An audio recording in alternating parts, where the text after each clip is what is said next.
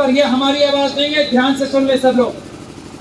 देश की जनता की आवाज पर देश की जनता ने हमारी जिम्मेदारी लगाई है कि ईवीएम से चुनाव नहीं होने देना। हम लोग सड़क पे निकलते हैं तो लोग रास्ते में हमसे बोलते हैं तुम लोग गद्दारी मत करना हमसे। हमने तुम पे विश्वास किया है, हमने विश्वास किया ये ईवीएम से चुनाव नहीं होने देना। अगर तुम इस लड़ाई से पीछे हट गए तो हम तुम्हें भी चोर, जैसे चौकीदार को चोर कहा था, तुम्हें भी चोर कहने लगेंगे।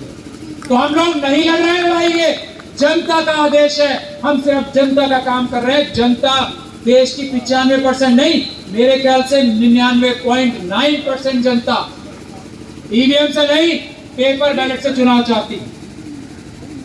जो ईवीएम का नाम लेता है, जो ईवीएम का नाम लेता है वो चोर है, बेईमान है, लुटेरा है, दगाबाज है, आतंकवादी है, क्योंकि वो देश की जनता का चुनाव का हक छीनकर ये ईवीएम का सरकार बनाना चाहता है। वो आतंकवादी नहीं, गद्दार है वो देश का। ईवीएम का नाम लेने वाला गद्दार है देश का। ये बात आप ध्यान से सुन लो। तो जो आदमी ईवीएम का नाम ले उसको गद्दार का नाम देने की जिम्मेदारी इस देश की जनता ने हमारी लगाई है। हमें अपने देश को ईवीएम के गद्दारों से मुक्ति दिलानी है। मैं आप लोगों को अब कानूनी बात बताना चाहता हूं। ये इलेक्शन कमीशन, मोदी जी के लोग, आरएसएस के लोग, बीजेपी के लोग झूठ भ्रांति फैला रहे हैं कि ईवीएम से चुनाव जल्दी होता है। ये झूठ है, ये चोरी है। ईवीएम से चुनाव देर से होता है। ये झूठ भ्रांति फैलाते हैं कि ईवीएम से चुनाव महंगा होता है, ईवीएम से चुनाव सस्ता होता है। ये भ्रांति फैलाते हैं कि ईवीएम से चुनाव जल्दी होता है। ये भ्रांति फैलाते हैं ईवीएम से चुनाव देर से होता है, पेपर बैलेट से चुनाव जल्दी होता है। सस्ता, जल्दी, सुरक्षित चुनाव ईवीएम से नहीं, पेपर बैलेट से होता है। जो चुनाव महंगा कराना चाहते हैं वो ईवीएम के साथी है। जो चुनाव में धांधली करना चाहते हैं वो ईवीएम के साथी हैं। जो चुनाव में खर्चा ज्यादा कराना चाहते हैं वो ईवीएम के साथी हैं।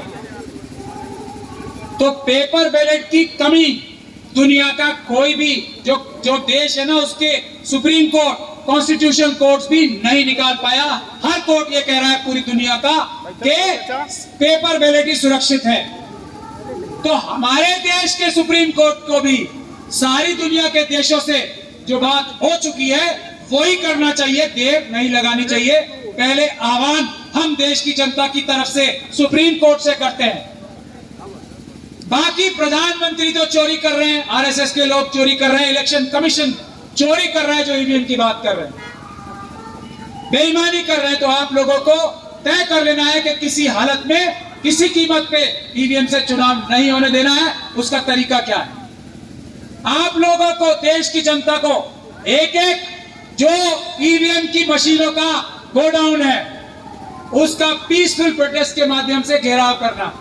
एक एक जगह जहां ईवीएम की मशीनें रखी हुई हैं उसका घेराव करने की जिम्मेदारी आपने लेनी है।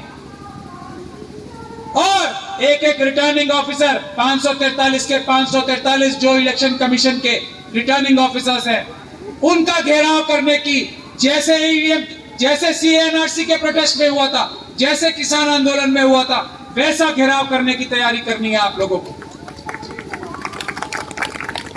ईवीएम का एक और बड़ा नुकसान है। वो नुकसान ये है कि ईवीएम के माध्यम से ये पता लग जाता है कि इस बूथ में इतने वोट इसको पड़े हैं और इस बूथ में इतने वोट उसको नहीं पड़े। इलेक्शन के बाद लोगों को, वोटर्स को धमकाया जाता है, डराया जाता है। ईवीएम के इलेक्शन से ये पता लग जाता है कि जिस तरफ वोट दिए नहीं दिए।